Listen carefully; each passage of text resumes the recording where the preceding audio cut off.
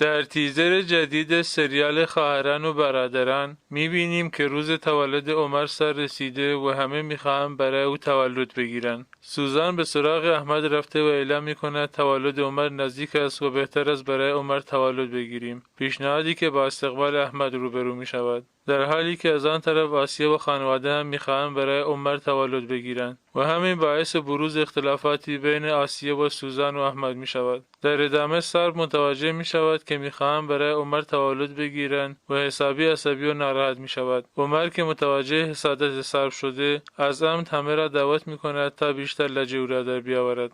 همچنین میبینیم که دروگ متوجه واقعیت ماجرای اخراج آسیا از کارآگاه شده و میفهمد که نباید دروغ گفته است. به همین خاطر با عصبانیت و ناراحتی خانه را ترک میکند. اورهان نیز از زندگی با گونول پشیمان است و اعلام میکند که نمیتواند این زندگی را ادامه دهد و باید از هم طلاق بگیرند.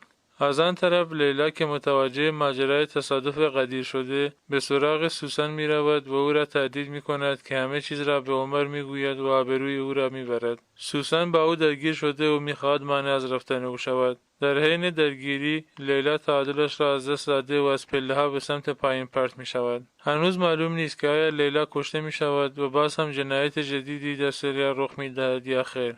به این ترتیب در تیزر قسمت جدید شاهد جشن تولد جنجالی عمر، درگیری سرب و عمر، فرار دروگ از خانه، طلاق گرفتن اورهان از گونول و درگیری مرگبار لیلا و سوسن هستیم.